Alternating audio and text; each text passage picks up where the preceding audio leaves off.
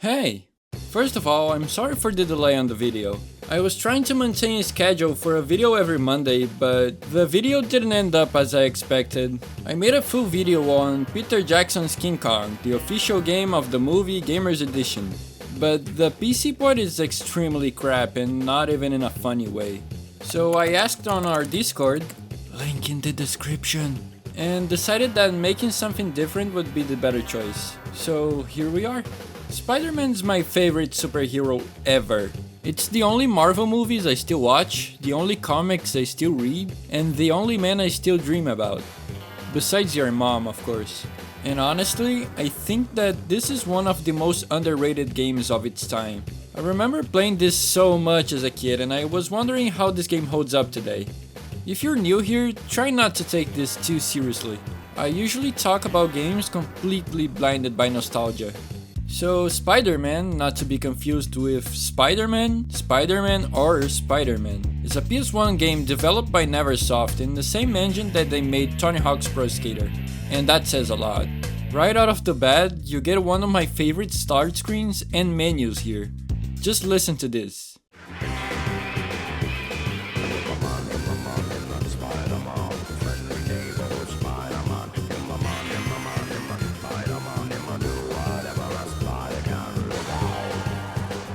This screams PS1, and there aren't many games that hit this level of PS1-ness. The game starts with Peter watching the Science Expo 2000, where Doc Ock is shown a device he made and Spider-Man shows up to steal it.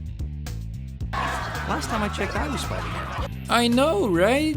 Peter then bumps Brock, who has his camera broken by Spider-Man. I gotta say, I love this Venom. Simply perfect. The city is then covered by a green fog, which I always assume to be poison, because if you fall down you die, but at the same time, did all the people down there die?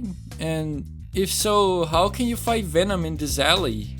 You know what, whatever. If I start questioning too much, it's not gonna make sense. They actually got Stan Lee to narrate a bit of the game. 3 scenes to be exact, but it's still cool to hear him in the game. Once again, we find our hero Peter Parker, better known around the world as the Amazing Spider-Man, in a heap of trouble. Black Cat shows up, says the bank's being robbed, and Spidey falls to his demise. The graphics look okay. IGN called Spider-Man sleek, smooth, and nimble looking. Which I can agree. Being made on the Tony Hawk engine, I expected some texture warping, but wow. Even for the time, I think it lets itself go a little bit too much on that one. There aren't many details worth mentioning, besides that they tried doing some water reflections that don't look that good. Even in the cutscenes, Venom's teeth are clearly detached from his face. And yeah, it probably looked better in the CRT TV, and yeah, I didn't notice as a kid, so please, come on. They did, however, pay some attention to detail in the referencing department. Everywhere in this game you see either places from the Marvel universe or things from our universe, like a lot of THPS. The music in this game though.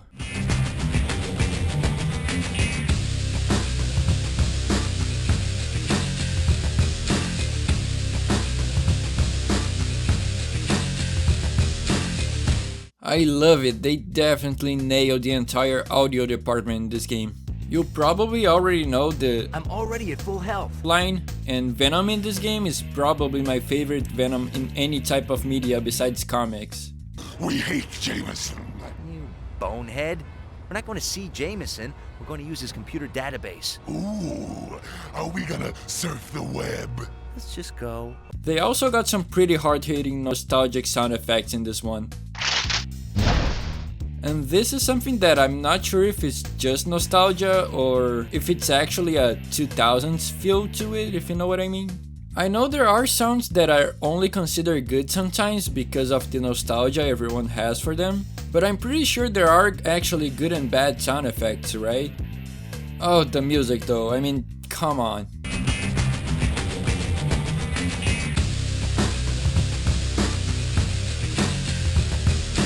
This game is a love letter, by the way. Not only you get villains like Scorpio, Rhino, Venom, Mysterio, Doc Ock, and a new villain made specifically for this game, which is a mixture of Carnage and Doc Ock, and it's awesome. But you also see Black Cat, Captain America, Daredevil, the Punisher, and Human Torch throughout the game. You go through the game like if it was different comics and the same bigger storyline. The first mission is about a bank being robbed. The second one is JJ Jameson getting attacked, so he calls Peter and asks him to call 911. I have shot to the bank robber. Parker, shut up and dial 911. Venom then captures MJ and you have to go after him, and so on. It works surprisingly well if you're not expecting a deep storyline. But considering the movie wasn't made yet and they handcuffed Thanos in the comics, you wouldn't be. Now, I think the gameplay is where this game truly shines. It's extremely simple, but it works extremely well. You play like a normal platformer. You can jump, punch, kick, and you also have some spider powers using the web. And you can swing around too. Of course, your web isn't attached to anything and it's pretty inconsistent because you can only swing when the game can lock you into something you can reach, meaning you can't simply go swinging anywhere. You can also press L1 to aim and swing directly to some place instead of taking a leap of faith and finding out you can make the jump. You have a boss fight every few levels and they are usually what you would expect. You have a different gimmick for each boss and sometimes they don't quite work as expected.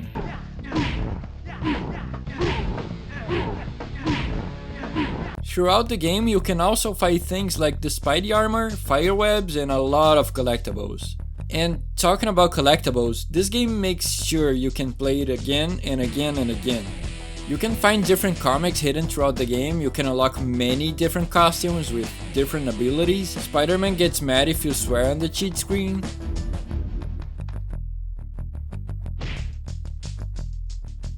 And there's even a what if mode where the Watcher will do the talking about what if things had been different. I am the Watcher.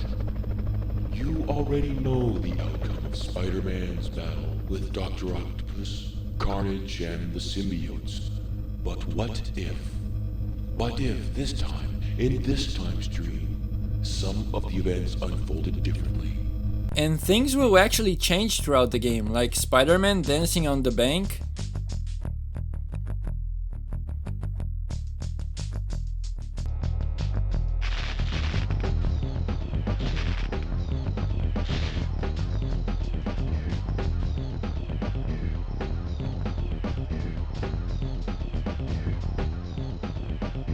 And also this.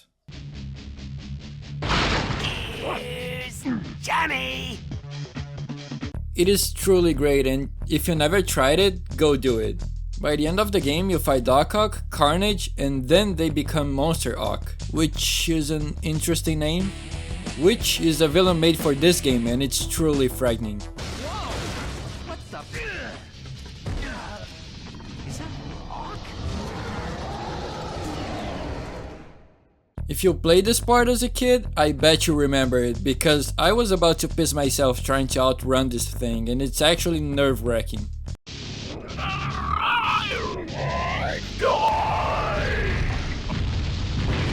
gonna blow. I gotta get out of here. It has a weirdly groovy icon though. After that you get a small cutscene.